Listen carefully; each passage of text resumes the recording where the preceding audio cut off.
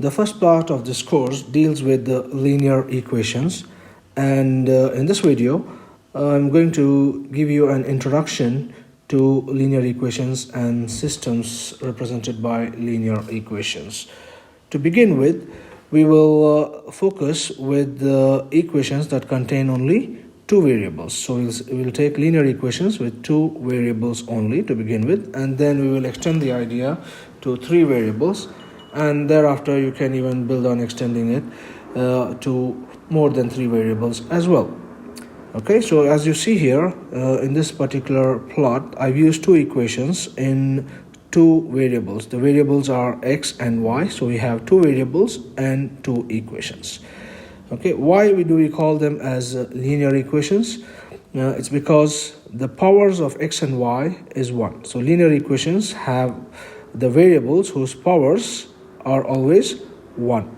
The power is not 2 or 3 or 4. Okay, so all the variables in all the equations have a power that's equal to 1. So it's x power 1, y power 1, x power 1 in the second equation, and y power 1 also in the second equation. So that's why we call these equations as linear equations. And graphically, when we talk about linear equations, the graphical representation of linear equations would be straight. In a two-dimensional plane, it would be represented by straight lines, as you see in this particular plot here. And as you will see later, if it's 3 dimensions or more, it will become planes in those dimensions. Okay, so linear equations they represent something which is straight. It could be straight lines or straight surfaces or flat surfaces. So you don't find any curves in linear equations. Okay, everything is straight when we talk about linear equations. Now, before we even begin to solve these equations, let us first try to understand what is it that we are trying to solve.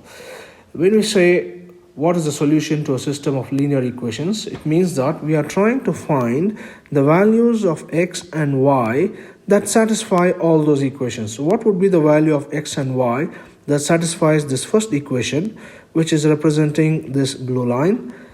And what is the value of x and y, or the same value of x and y, which should also satisfy the second equation represented by this green line?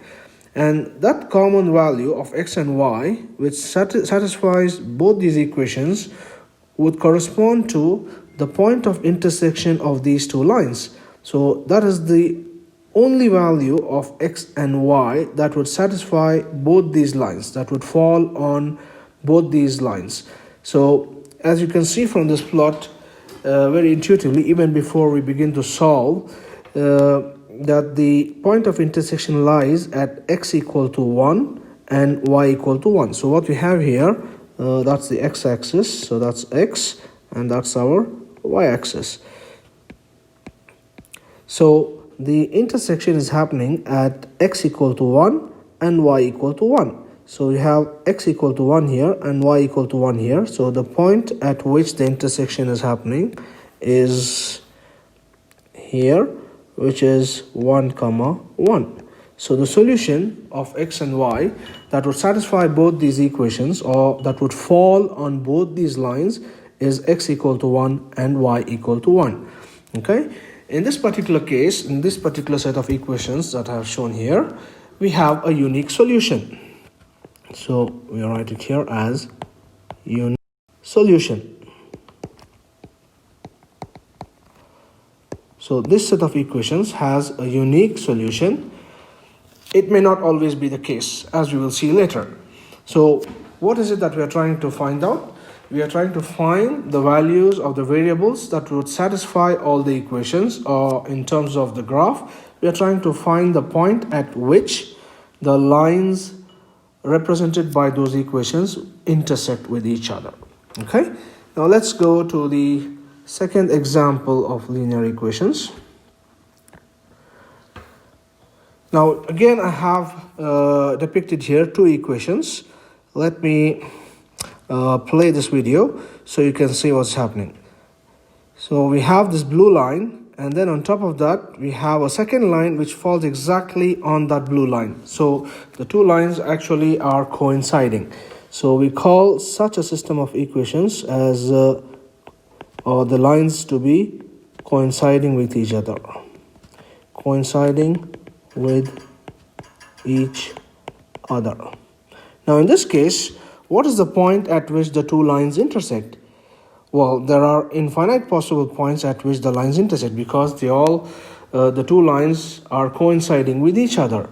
So in this case, we say that these two equations or this system of equations has infinite possible solutions. So we have here a situation where the system of equations consists of infinite possible solutions. Okay, why? Because the lines representing the equations are coinciding with each other. As you can see here, the blue line and the red line is falling right over it. So that means the lines are coinciding with each other, and in such a case, the system has infinite possible solutions. That means there are infinite points at which the two lines are intersecting with each other. All right, so that's the second case where we have infinite possible solutions. In the previous case, we had one unique solution. This case number 2 is with infinite possible solutions. And then we will see the next case where there is no solution at all. And that arises when the lines representing the equations are parallel to each other. So when we have these lines parallel to each other, it means that they do not intersect at all. So these are parallel lines. So because they are parallel lines, they have no intersection point, and in such a case, the equations have no solution. And clearly, as you can see from these equations, it says x plus y equal to 2. And how can the same x plus y also become 4? So when you add the value of x and y, the first equation says the value of x and y should give you 2. The sum of x and y should give you 2. And the second equation says that the same sum of x and y, or the sum of the same x and y, should give you 4. That is not possible. So that means there is no solution, or there is no unique value of x and y that would satisfy both these equations. So that corresponds to a system of equations that has no solution. So in this case, we say no solution. So when we are given a system of equations and we try to solve it, it is quite possible that that particular set of equations has a unique solution, or they may have multiple solutions, or they may have no solutions at all. So we need to figure out, even before we proceed to find the solution, we need to check whether the system of equations has a unique solution or not. Okay, that is something we will discuss in subsequent videos. But today I want to focus only on the concept of what do linear equations represent and what do we mean by the solutions of such equations. Okay, so linear equations represent straight lines or straight surfaces or flat surfaces, and the solution that we are trying to find is the point of intersection at which these lines or planes would intersect, the common point at which all the lines or all the planes would intersect, right? Now let's extend this idea to 3 dimensions, and see what happens if we have a system of equations with 3 variables rather than 2 variables. So far we had 2 variables and 2 equations, or we could have more equations also, but the number of equations required to solve depends on the number of variables we have. For 2 variables, we need a minimum of 2 equations to solve them, and for 3 variables, we would require a minimum of 3 equations to solve them. So now let's have a look at what does it look like with 3 variables. When we have equations with 3 variables, as you see in this case, we have equation which is x, y, and z. So equations containing 3 variables. And in this case, what do these equations represent? They represent planes rather than straight lines. They are now straight flat planes. So the first equation is represented by the green plane in this case. The second equation is represented by the red plane, And the third equation is represented by the blue plane, or it's like a flat piece of paper, right? So in a three-dimensional space where you have three axes, x, y, and z, then each of the equation represents a flat plane. It's like a surface, like a piece of paper. Now if you notice, wherever two planes intersect, it constitutes a straight line, but the place at which all the three surfaces or planes intersect, that corresponds to a particular point, and we are interested in finding the point in the xyz space where all the three surfaces or planes intersect.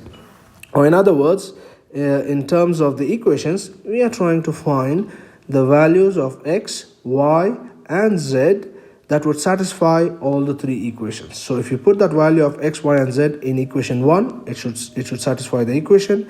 The same value of x, y, z, when you put it in equation 2, it should satisfy the second equation 2, and similarly for the third equation as well. So what we are trying to find here is the point of intersection at which all the surfaces or planes intersect with each other. And as you can see here, let me play this again. So we have a particular point right in the middle here where all the three planes are intersecting. If you look at any two planes, their intersection will form a line, right? It's like putting one paper across or through another paper. So you see it's a line that goes through the red and blue. If you see the intersection of the red and blue planes, it forms a straight line, right? But the intersection of all the three planes is occurring here at a specific point, which is right in the middle here, okay? So we are trying to find out what is the point of intersection of these three planes.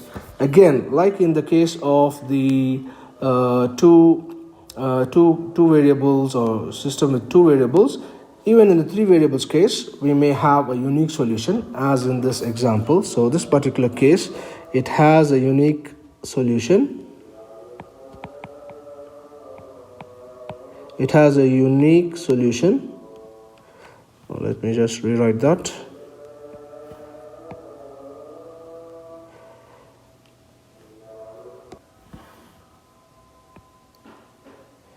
So this particular system of equations, it has a unique solution.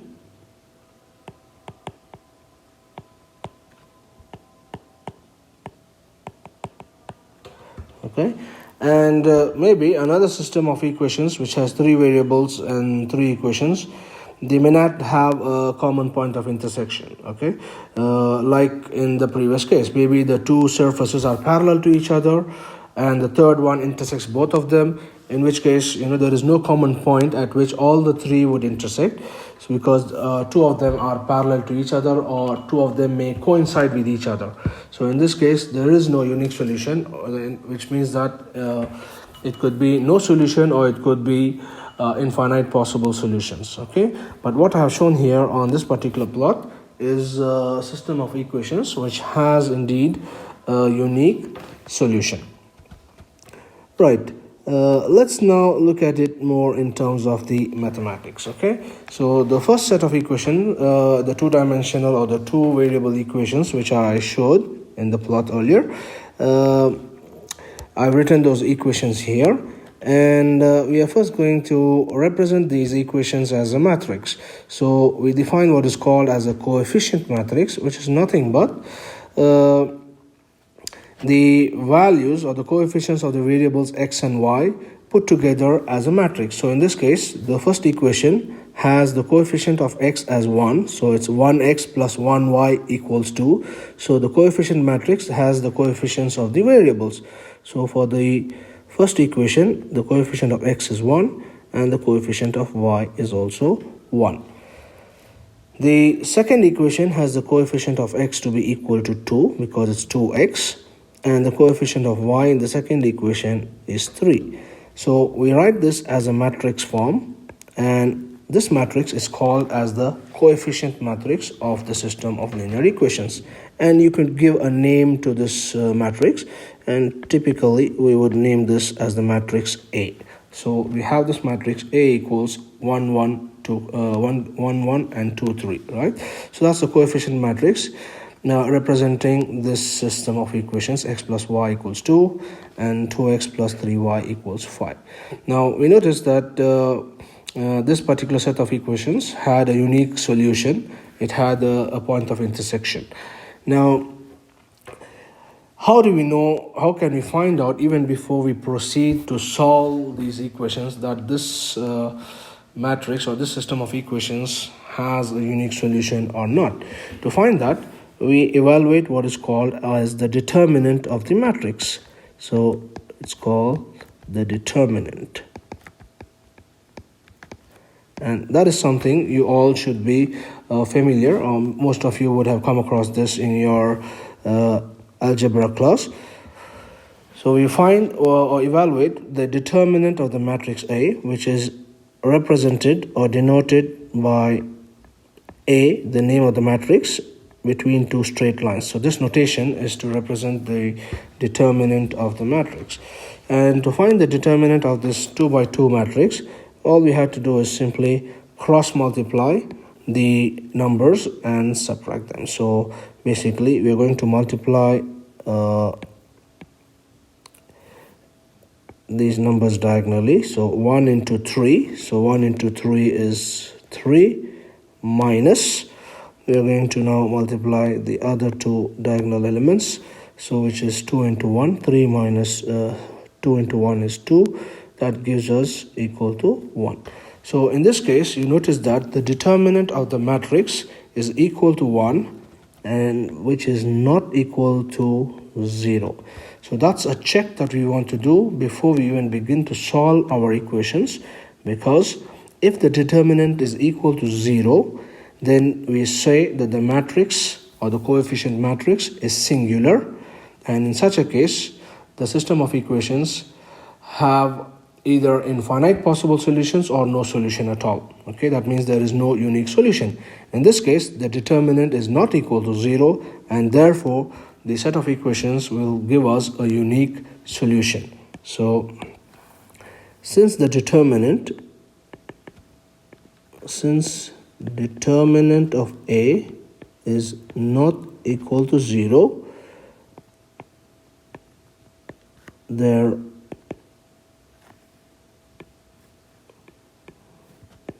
is a unique solution.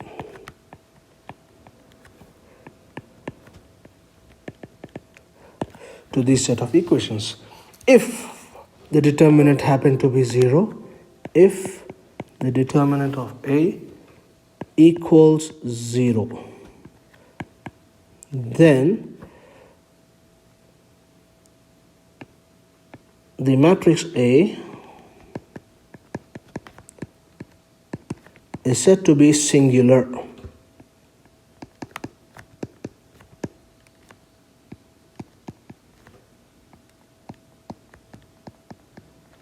And if the matrix is singular, then the system of equations may not have a unique solutions. Okay? Then the system of equations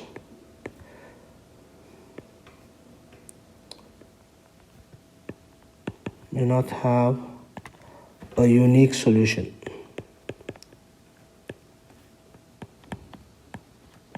That means it may have either no solution or there might be many possible solutions to that particular system of equations. Okay, so let us see the second case where we had the two lines coinciding with each other and try to find out what is the determinant of that particular set of equations, and then we could come to know whether, from the determinant we could notice that it is indeed representing a system which has no unique solution. So let's go ahead. So now that's the second set of equations where we had the two lines coinciding with each other, in which case that corresponds to infinite possible solutions. So if you write the coefficient matrix for this,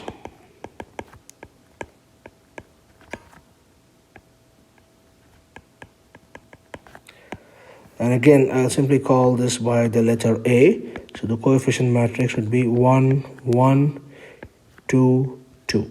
Okay, so that's our coefficient matrix. And if you want to find the determinant of this matrix, determinant of this particular A matrix, so we write it as determinant of A equals, again what we have to do is simply multiply the diagonal elements like this. So 1 into 2 is 2 minus this 2 into 1 is also 2, which gives us 0. So that means the determinant is 0, therefore A is singular.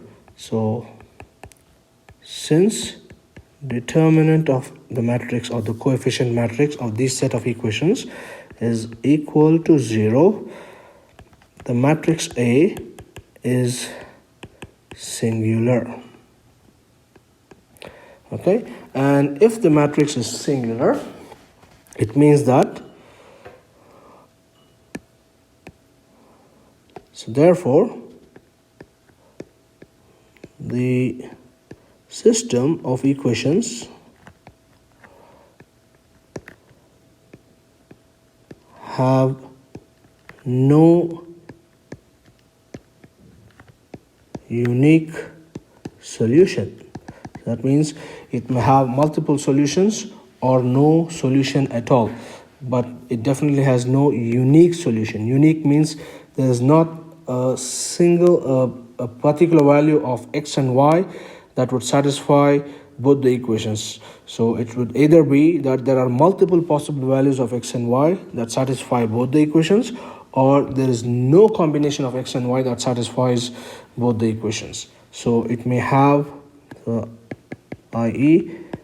it may have multiple solutions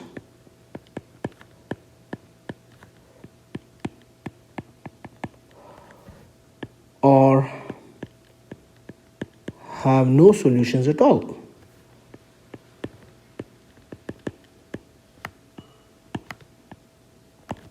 Okay, so that's the second case where we had the system of equations where the lines were coinciding with each other. So coinciding lines, these were coinciding lines. Okay, and the third case where there was no solution at all was when the lines were parallel to each other. So let's see that particular case now. So we have here x plus y equals 2 and x plus y equals 4. So if we write the coefficient matrix for this, again I'll simply use the letter A as the name for this. A equals 1 1, and the coefficient of x and y in the second equation is also 1 1. And if you find the determinant of this particular A, so determinant of A, so if you cross multiply this, so you multiply 1 with 1, so 1 into 1 is 1,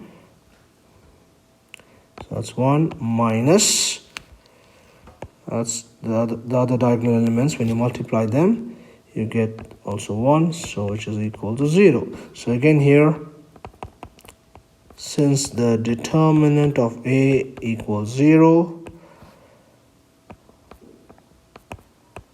matrix A is singular, right? And when the matrix A is the coefficient matrix of any set of equations is singular, it means that there is no unique solution. So therefore no unique solution. Okay, again it may have either multiple solutions or no solution at all, but there is no unique solution for sure. Okay, so that is what it means, no unique solution.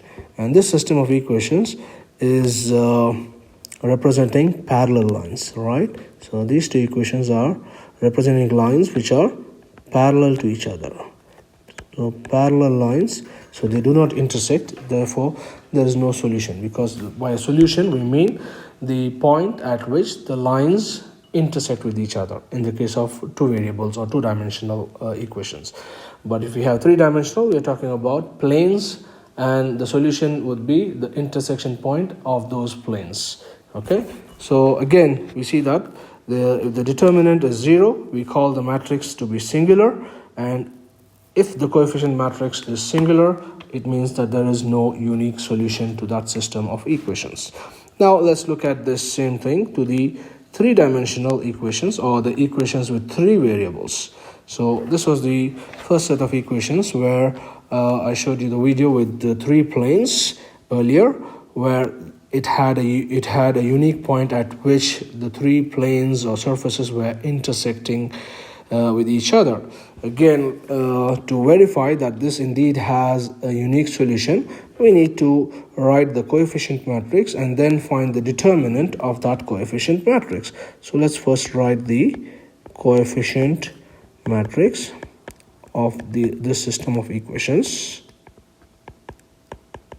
So the coefficient matrix in this case would be, again I'm going to use the notation, the general convention to name the coefficient matrix is A, but when you have more than one matrix to address, then you can give the names as A, B, and so on.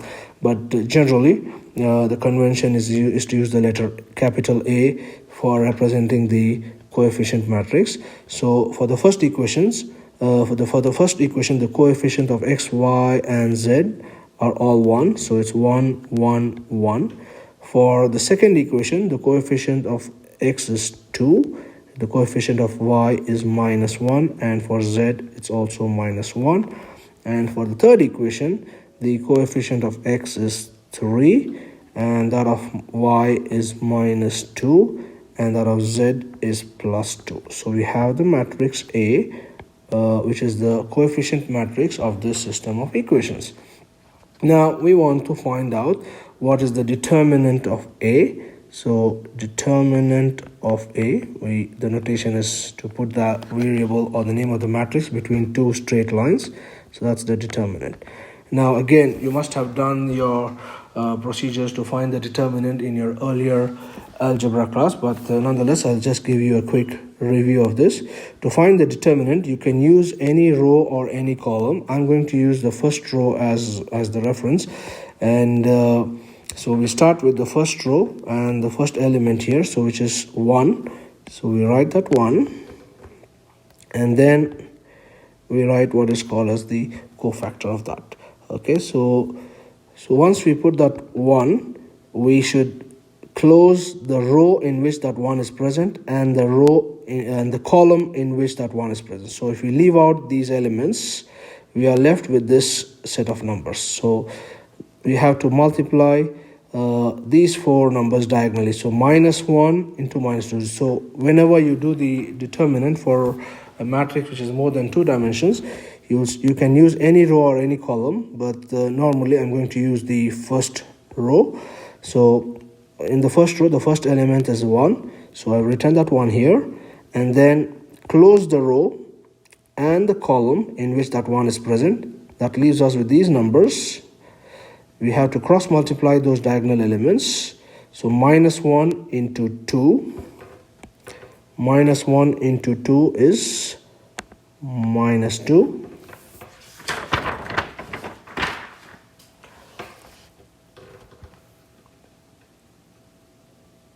And we put a minus here, and then we multiply these diagonal elements. So -2 into -1 is +2. So minus of +2, so we just write it as -2. Okay, and then we have this second number, and for the second number we have to put that 1. So we put that 1, but the sign that will go in front of it is minus, because the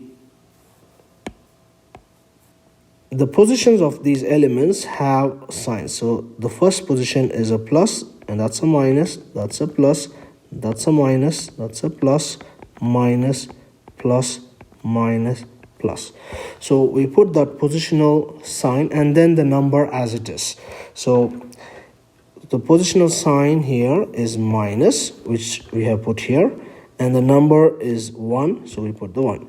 If this number was minus 1, then it would be minus of minus 1, which would become plus 1. But in this case, the sign here, or the positional sign, is minus, and the element which is there is just a plus 1, so we write it as it is. And then we find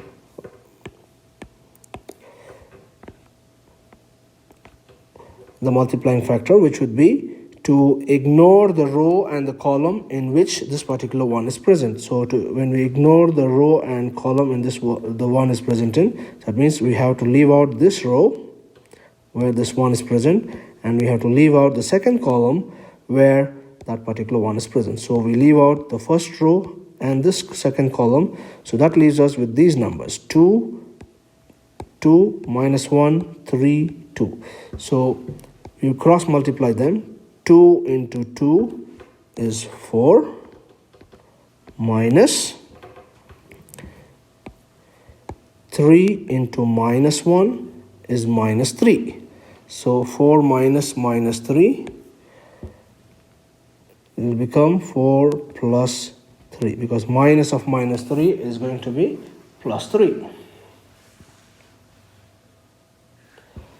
So that's the second number done. And then you see that the positional sign of this third number is plus, so we will put that plus, and the number is 1. And then we need to close the row in which that one is present and the column in which that one is present. So we close this row and this column. So that leaves us with these four numbers, which we cross multiply. So 2 into minus 2 will become minus 4, minus 3 into minus 1. So 3 into minus 1 is minus 3. So minus of minus 3. So minus of minus 3 will become plus 3. So I'll write it as plus 3. And we evaluate this determinant. So that becomes minus 2 is minus 4 into 1 is minus 4. 4 plus 3 is 7. And 7 into minus 1 is minus 7. And minus 4 plus 3 is minus 1. And minus 1 into 1 is minus 1. So that will give us a determinant value which is equal to minus 12. So we see that in this case the determinant is minus 12, which is not equal to 0, right? So the matrix A is not singular, so that's not equal to 0. So therefore the matrix is, or the coefficient matrix is not singular, and therefore it has a unique solution. And we clearly saw in the three-dimensional plot that I showed that the matrix did have indeed a unique solution or unique point of intersection. So once again, you see that since the determinant of A is not equal to 0, the matrix is not singular, so that means there is a unique solution. There is a unique solution to this system of equations. Okay, so that's one example of equations with three variables where we have a unique solution. Now I'm going to show you another example of equations with three variables where there is no unique solution. So let's look at that particular example. So we have here another system of equation. Obviously I did not show you the plot for this, but you can imagine when you plot it, you will not find that there is a common point at which all the three planes would intersect with each other. So to verify that, let's write the coefficient matrix once again. Coefficient matrix, again let's call it A. So the coefficient of x is 3, y is 2, and z is 1 in the first equation.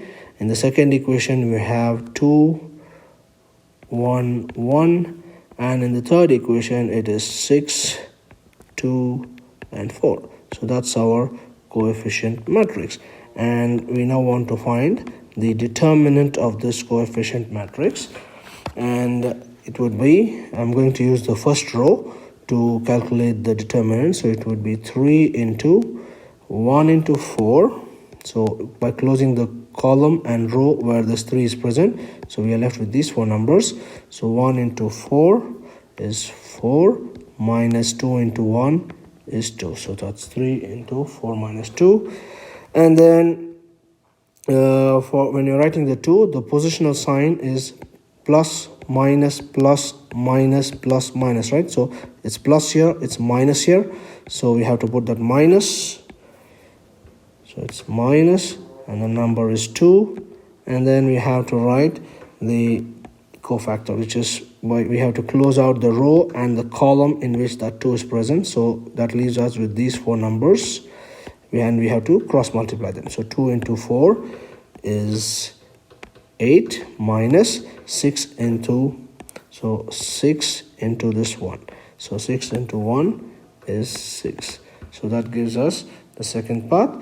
And and then we have plus 1, because the positional sign for this is plus. Plus, minus, plus. So we put that plus here, and the number is 1. So we write that 1. And now we have to find the cofactor part, which is by closing the row and the column in which that 1 is present. So that leaves us with these 4 numbers. So we have to do 2 into 2, which is 4. 6 into 1 is 6. So 4 minus 6. So we'll get it as 4 minus 6. And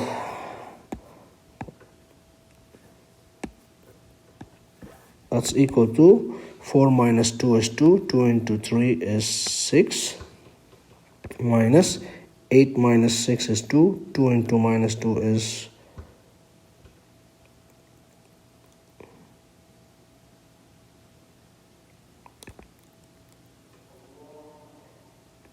okay, so that's minus 2 into 2 is minus 4, and 4 minus 6 is minus 2.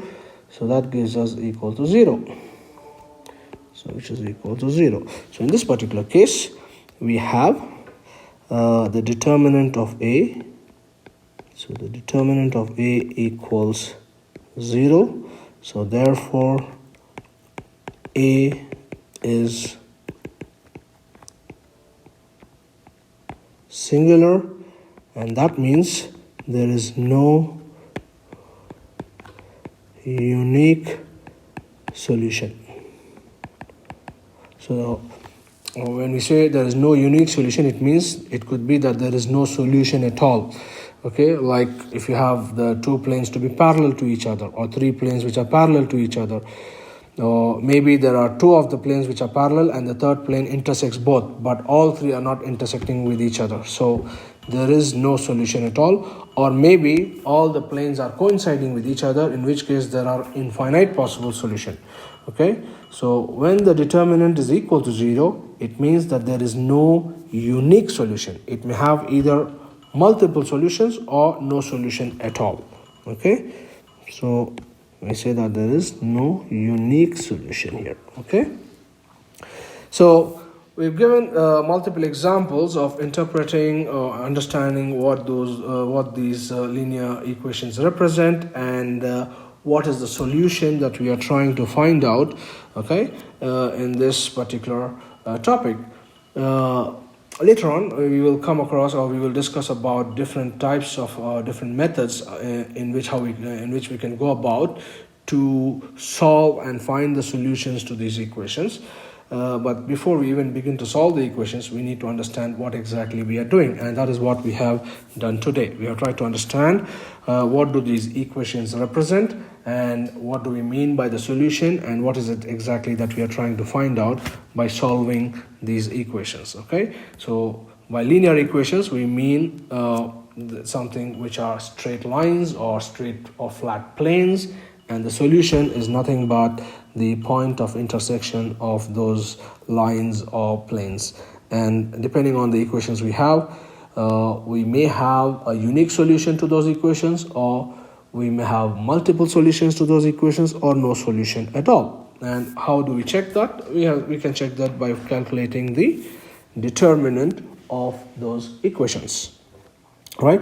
And the last thing that I want to do in today's lecture or in today's video is to give you an introduction to what do we mean by the transpose of a matrix. So if you have any matrix given by the or denoted by A, the transpose of the matrix would be denoted by A with a superscript T. A transpose is simply replacing the rows as columns and columns as rows. So for example, we have this first row. Okay, we want to write this as a column now. So we'll write the first row as a column 1 1 1. So what is horizontal? Make it vertical. Similarly, the second row, we'll write it as a column 2 minus 1 minus 1, and the third row also we'll write it as a column, so which will become 3 minus 2 2. So now what we have is the transpose of the matrix A. So when you interchange the rows and columns, or you represent the rows as columns and columns as rows, you get the transpose of the matrix. So by doing that, if you notice, the first row 1 1 1 has become the first column. The second row 2 minus 1 minus 1 has become the second column, and the third row has become the third column, or vice versa. If you look at the first column here, 1 2 3, that has become the first row in the transpose. So between the original matrix and the transpose matrix, the row becomes the column and the column becomes the row. Okay, so that's the definition of the transpose of a matrix, and we will be using this in our calculations later on. So that's why I want to give you a quick introduction to what the transpose of a matrix means. Okay, I'm going to stop here and we will continue in the next video with the rest of the topics. Okay, take care. Bye.